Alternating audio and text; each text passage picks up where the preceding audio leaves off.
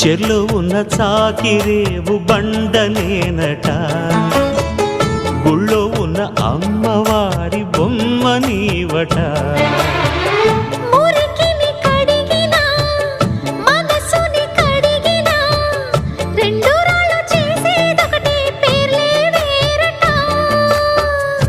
అవునో కాదో తెలియదు కానీ నువ్వు చెబుతుంటే అవునంట.